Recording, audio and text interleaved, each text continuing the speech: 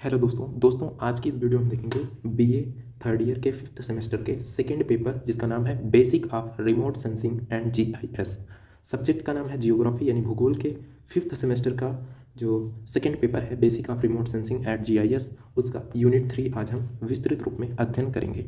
इससे पहले हमने यूनिट 1 यूनिट 2 की वीडियो प्रोवाइड करा दी है और साथ ही साथ इसका सिलेबस भी हमने बता दिया है, वीडियो को अपलोड कर दिया। अगर आप उसे नहीं देखें तो आप इस वीडियो के डिस्क्रिप्शन बॉक्स में जाइए, वहाँ पर आपको यूनिट 1 यूनिट 2 और इसका यानी कि सेकेंड पेपर का आपको सिलेबस की वीडियो की लिंक मिल जाएगी। आप वहाँ से जाकर उस वीडियो को भी देख सकते हैं। तो चलिए हम आज के इस वीडियो को स्टार्ट करते हैं।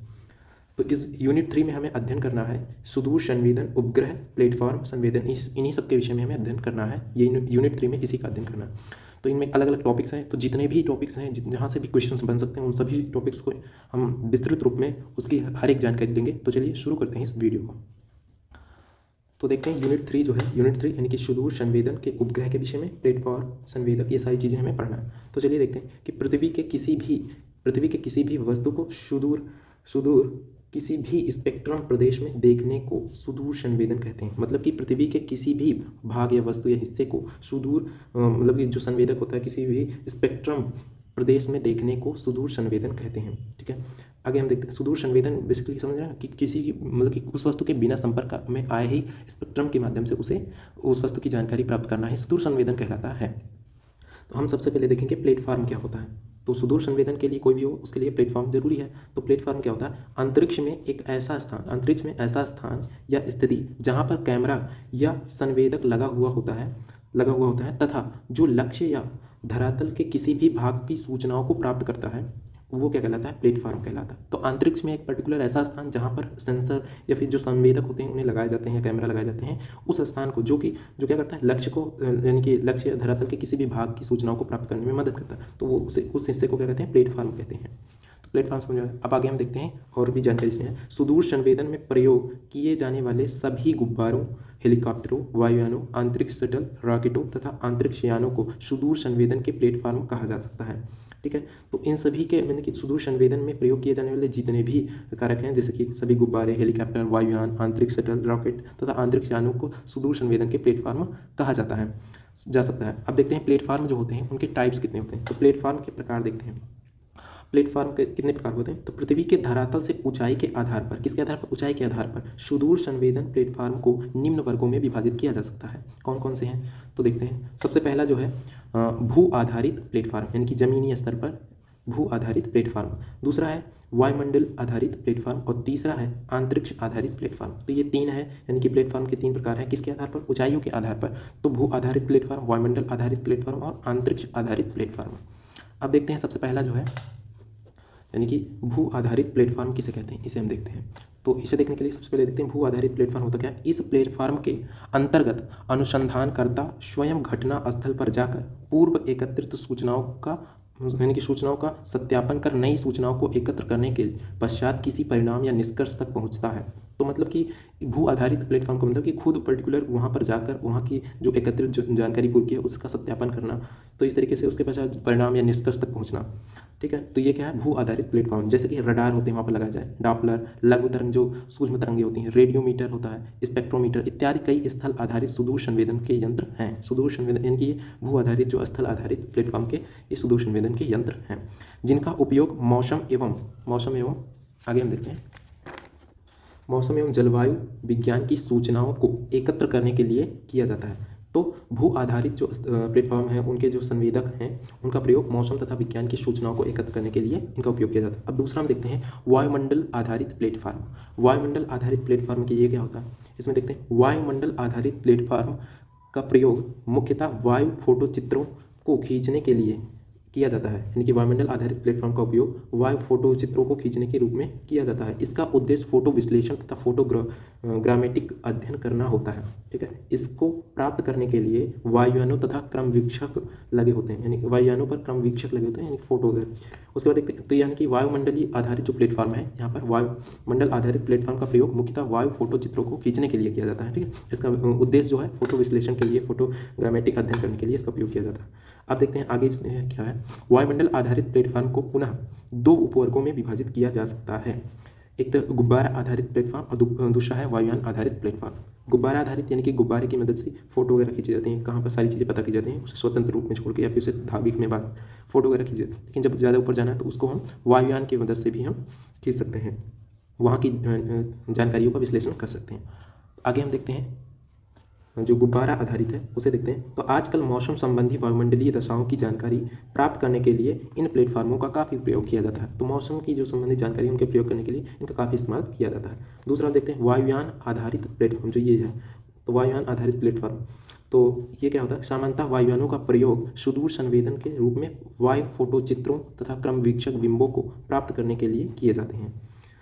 ठीक है, फोटो प्राप्त करने के लिए इनका उपयोग किया जाता है। वायुयान अत्यधिक स्थिर, कंपन रहित तथा समान गति क्षमता रखने वाला होना चाहिए, क्योंकि यहाँ पर फोटो फिर साफ नहीं आएगी। तो वायुयान अत्यधिक स्थिर, कंपन रहित तथा समान गति क्षमता रखने वाला होना चाहिए। इसमें जैसे कि परंपरागत वायुयान जो होते हैं, ड्रोन होता है, हेलीकॉप्टर इत्यादि, ये सारी चीज़ें आ जाती हैं। ठीक है, तो परंपरागत जो वायुयान है, वायुयान, ड्रोन, हेलीकॉप्टर इत्यादि, ये सारी चीज़ें। आगे हम देखते हैं तीसरा जो है इसमें, यानी कि जो पहला बताया था भू आधारित प्लेटफॉर्म, दूसरा वायुमंडलीय आधारित प्लेटफॉर्म और तीसरा अंतरिक्ष आधारित प्लेटफॉर्म। तो तीसरा देखते हैं अंतरिक्ष आधारित प्लेटफॉर्म वायुमंडल के प्रभाव से अछूते रहते हैं, वायुमंडल के प्रभाव से अछूते रहते हैं, इससे भी ऊपर इस प्रकार के प्लेटफॉर्म, जो इस प्रकार के तो इस प्रकार के जो प्लेटफॉर्म है, यानी कि अंतरिक्ष आधारित जो प्लेटफॉर्म है, पृथ्वी के चारों ओर ध्रुवीय कक्ष में स्वतंत्र रूप से घूमते हैं, ध्रुवीय कक्ष में स्वतंत्र रूप से घूमते हैं तथा एक निश्चित अंतराल पर संपूर्ण पृथ्वी या पृथ्वी के किसी भाग को तय करते हैं। भूभाग को तय करना उपग्रह के मार्ग कक्ष पर निर्भर करता है। ठीक है, जो भूभाग है उसको तय करना ये उपग्रह के मार्ग कक्ष पर निर्भर होता है, उसी पर निर्भर करता है। तो अंतरिक्ष आधारित जो प्लेटफॉर्म है, पृथ्वी के चारों ओर ध्रुवीय कक्षा में स्वतंत्र रूप से घूमते हैं तथा एक निश्चित अंतराल पर संपूर्ण पृथ्वी या पृथ्वी के किसी भाग को तय करते हैं। भूभाग को तय करना उपग्रह के मार्ग कक्ष पर निर्भर करता है। आगे देखते हैं, इसी में हमें पढ़ना, अंतरिक्ष आधारित प्लेटफॉर्म के कारण ही हम असाधारण मात्रा में सुदूर संवेदक आंकड़ों को प्राप्त करते हैं। यानी कि इसी के माध्यम से, यही जो प्लेटफॉर्म है, इसी के माध्यम से हम बहुत सारे डाटा को कलेक्ट कर पाते हैं, क्योंकि इससे पूरे धरती के भाग को मतलब कि कवर कर सकते हैं, जानकारी ले सकते हैं। तो अंतरिक्ष आधारित जो प्लेटफॉर्म है के कारण ही हम असाधारण मात्रा में सुदूर संवेदक आंकड़ों को प्राप्त करते हैं। अब हम आगे देखते हैं जो प्लेटफॉर्म है, प्लेटफॉर्म के लाभ क्या हैं। तो उच्च विभेदन, प्लेटफॉर्म के जो लाभ होते हैं, उच्च विभेदन, यानी कि बेहतरीन तरीके से उनका विभेदन किया जा सकता है, रिजोल्यूशन बढ़िया तरीके से फोटो वगैरह ली जा सकती है। दूसरा, विभिन्न मापनियों के बिंब, यानी कि फोटो अलग अलग तरीके से लिया जा सकता है, छोटी बड़ी जैसे भी। सूक्ष्म सर्वेक्षण, छोटे छोटे जगह के लिए भी सर्वेक्षण किया जाता है। पुनरावृत्ति उड़ाने ले सकते हैं वायुयान के द्वारा, पुनः हम, तो इसमें इसके लाभ है, दोबारा हम इस चीज़ को कर सकते हैं। और दूर दराज क्षेत्रों का भी सर्वेक्षण इजीली कर पाते हैं इनके माध्यम से। ठीक है, तो ये सारी चीज़ें हैं इसके जो लाभ हैं प्लेटफॉर्म के। अब देखते हैं हम आगे जो वायुयान आधारित प्लेटफॉर्म के दोष क्या हैं। जैसे कि खराब मौसम हो गया तब दिक्कत होती है, तो खराब मौसम में अनुप्रयोगी होता है, खर्चीला बड़ा होता है, ये खर्चीला साधन होता है, और भारी लोड लेने पर ये दिक्कत करता है जहाज वगैरह में, है ना। तो इस तरीके से इसके कुछ प्रमुख दोष भी हैं। अब देखते हैं संवेदक क्या होता है, सेंसर क्या होता है। तो देखते हैं, संवेदक एक ऐसा उपकरण होता है, एक उपकरण है, युक्ति है, जो दूर स्थित लक्ष्यों, वस्तुओं या दृश्य क्षेत्रों के संबंध में सूचनाओं को प्राप्त करने के लिए विद्युत चुंबकीय या अन्य ऊर्जा को एकत्र करके संकेतों में परिवर्तित कर उपयुक्त रूप से प्रस्तुत करता है, उसे क्या कहते हैं, संवेदक कहते हैं। तो एक बार फिर से देखते हैं कि संवेदक क्या होता है, यानी कि ऐसे मतलब कि उपकरण जो डाटा को कलेक्ट करें, कब कैसे। तो संवेदक एक ऐसा उपकरण है, युक्ति है, जो दूर रहता है और अपने लक्ष्यों या वस्तु या दृश्य क्षेत्रों के संबंध में जितनी भी सूचनाएं हैं उनको प्राप्त करने के लिए विद्युत चुंबकीय ऊर्जा जो होती है, विद्युत चुंबकीय स्पेक्ट्रम, उसके बाद हम जो रेडिएशन छोड़ते हैं, तो अन्य ऊर्जा को, यानी कि विद्युत चुंबकीय या अन्य ऊर्जा को एकत्र करके संकेतों में परिवर्तित कर उपयुक्त रूप से प्रस्तुत करते हैं, उन्हें क्या कहते हैं, संवेदक कहते हैं, संवेदक कहते हैं।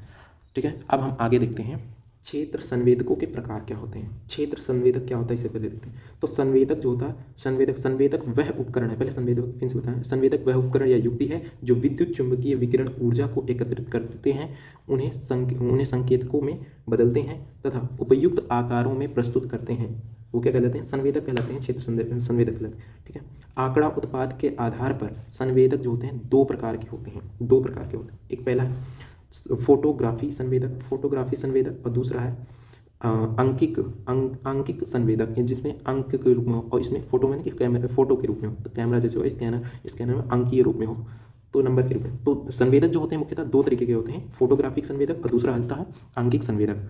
अब देखते हैं आगे हम फोटोग्राफी संवेदक कैमरा किसी भी लक्ष्य बिंदुओं को एक क्षण में अभिलेखित कर लेता है। यानी कि फोटोग्राफिक जो संवेदक होता है वो किसी भी लक्ष्य बिंदुओं को एक क्षण में अभिलेखित कर लेता है, जबकि आंकिक संवेदक लक्ष्य के प्रतिबिंब को पंक्ति दर पंक्ति अभिलेखित करता है।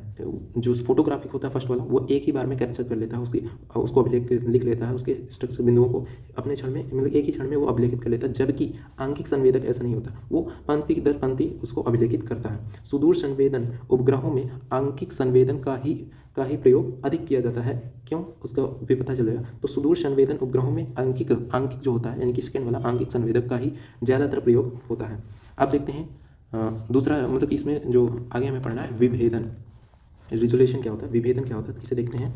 धरातल जो होती है, धरातल की कम से कम दूरी जो होती है, तो धरातल की कम से कम दूरी के विवरण को एक दूसरे से अलग अलग प्रस्तुत करने की क्षमता को विभेदन कहते हैं।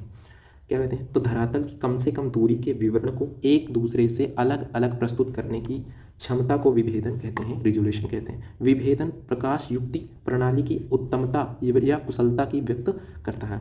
यानी कि विभेदन जो है प्रकाश युक्त प्रणाली की उत्तमता या कुशलता को व्यक्त करता है। विभेदन की मात्रा या दूरी को व्यक्त करने की 4 दशाएं हैं।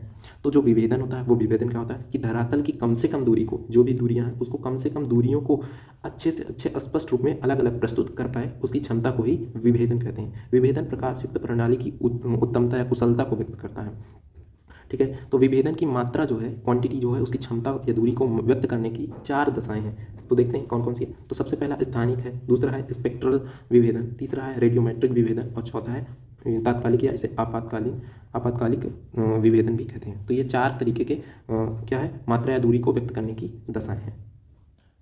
अब हम आगे देखते हैं पहला, देखते हैं सबसे पहला जो है स्थानिक विभेदन। स्थानिक विभेदन क्या है? स्थानिक विभेदन का अर्थ धरातल पर पास स्थित किन्हीं 2 बिंदुओं के मध्य की वह न्यूनतम दूरी है जिसे उन्हें किसी प्रतिबिंब में स्पष्ट एवं एक दूसरे से पृथक देखा जा सके।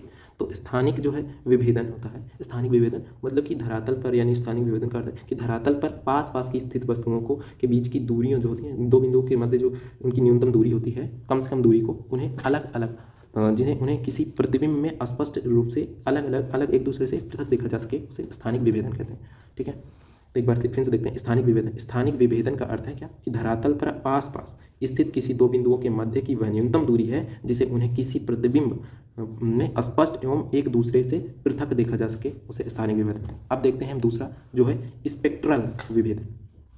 दूसरा स्पेक्ट्रल विभेदन। स्पेक्ट्रल विभेदन अलग अलग बैंडों के तरंगदैर्घ्य अंतरालों को दर्शाता है। ठीक है, किसी संसूचक के उच्चतम प्रयुत्तर के 50% पर अंकित किया गया तरंगदैर्घ्य अंतराल को उस संसूचक का स्पेक्ट्रल विभेदन कहलाता है। ठीक है, क्या, फिर से एक बार देखते हैं। स्पेक्ट्रल विभेदन अलग अलग बैंडों के तरंगदैर्घ्य अंतरालों को दर्शाता है। ठीक है, अलग अलग जो बैंड है उनके अलग अलग तरंगदैर्घ्यों को दर्शाता है। तो किसी संसूचक के उच्चतम प्रयुत्तर के 50% पर अंकित किया गया तरंगदैर्घ्य अंतराल को उस संसूचक का स्पेक्ट्रल विभेदन कहलाता है। ठीक है, अब हम अगला देखते हैं जो तीसरा है रेडियोमेट्रिक विभेदन। तीसरा जो संसूचक है व्यक्त करने का जो दिशा है वो तीसरा जो है रेडियोमेट्रिक विभेदन, इसे देखते हैं। तो रेडियोमेट्रिक संवेदक द्वारा निर्गत संकेतक के कुल प्रास का कई भागों में विभाजित किया जाता है जिसे ग्रे स्तर को अलग अलग रूप से दर्शाया जा सके। इस प्रकार धरातलीय लक्षणों के विकिरण, चमक या परावर्तक में अंतर होने से भेद स्थापित किया जा सकता है।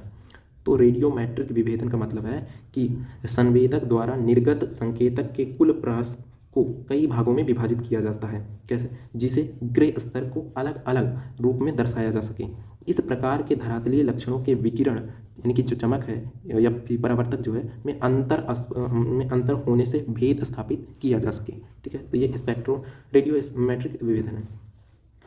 उसके बाद जो चौथा है आपातकालिक तात्कालिक विभेदन, इसे बोलते हैं तात्कालिक विभेदन। तो आपातकालिक या तात्कालिक विभेदन क्या है? किसी संसूचक द्वारा एक निश्चित अंतराल पर धरातलीय तथा स्पेक्ट्रल आंकड़ों को प्राप्त करना आपातकालिक विभेदन कहलाता है। तो किसी संसूचक द्वारा एक निश्चित अंतराल पर धरातलीय तथा स्पेक्ट्रल आंकड़ों को प्राप्त करना आपातकालिक विभेदन कहलाता है। यानी कि जब पर्टिकुलर कोई निश्चित अंतराल पर कोई संसूचक द्वारा एक निश्चित अंतराल पर कोई जानकारी निकाली हो धरातल पर, धरातलीय तथा स्पेक्ट्रल आंकड़ों को प्राप्त करना आपातकालीन विभेदन कहलाता है।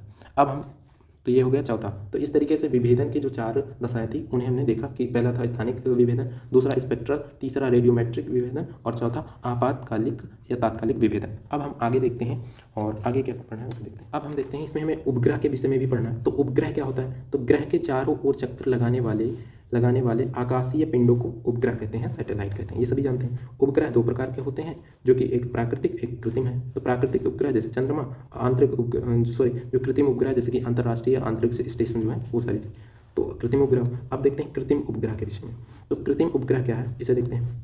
मानव निर्मित उपग्रह कृत्रिम उपग्रह कहलाते हैं। तो मानव निर्मित उपग्रह जो हैं वो क्या कहलाते हैं? कृत्रिम उपग्रह कहलाते हैं।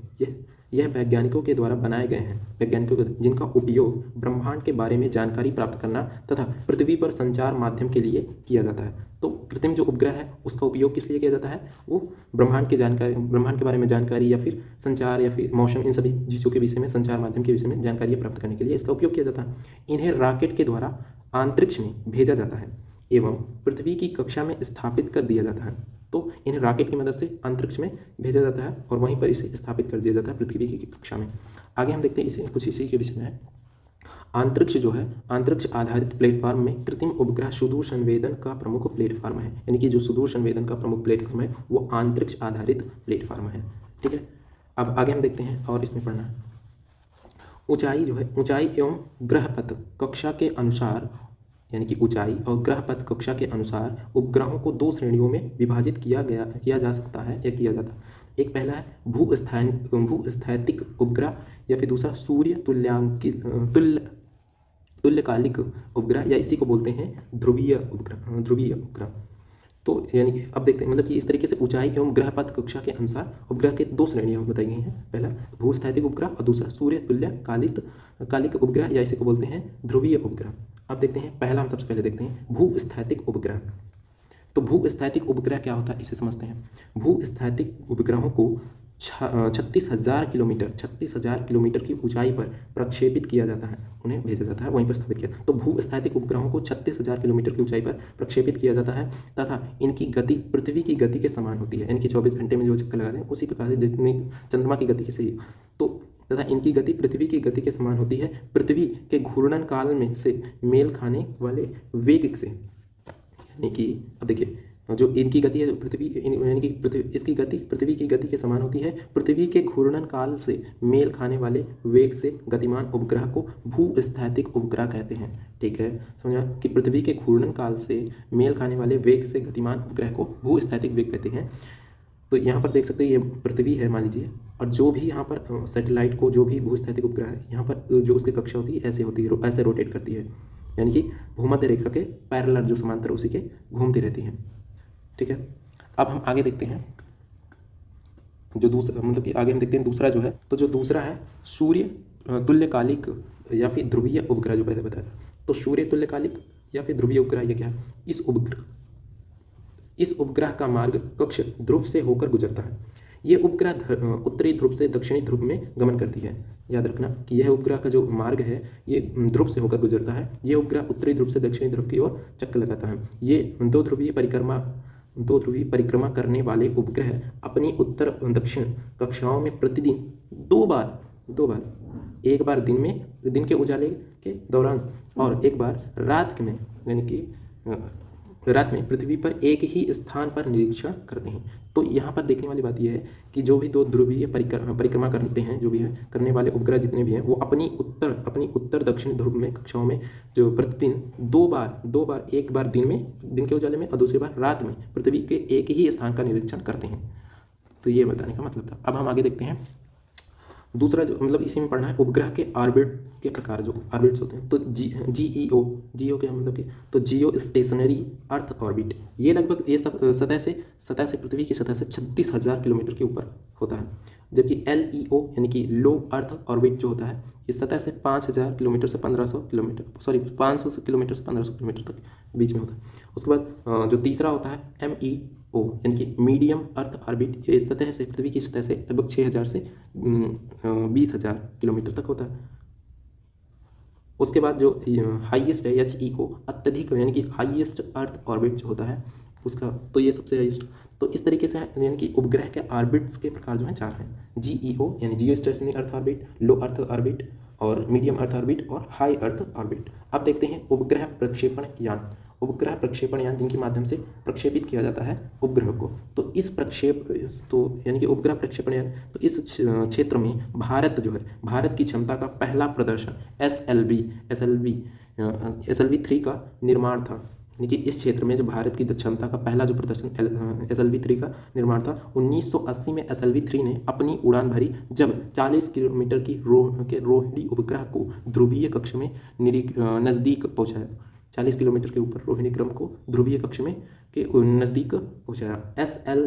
SLV के 2 अन्य प्रक्षेपणों मई 1981 व अप्रैल 1983 में संपन्न किए गए, तो 2 और संपन्न किए गए। तो इस तरीके से प्रक्षेपण यान का मतलब क्या होता है कि जिनकी मदद से उपग्रह को उस स्टेशन तक उसकी कक्षा तक पहुंचाया जाता है, उसे प्रक्षेपण यान कहते हैं। जैसे कि GSLV, PSLV आपने सुना होगा, SLV, तो जैसे हम जानते हैं GSLV, SLV एंड PSLV।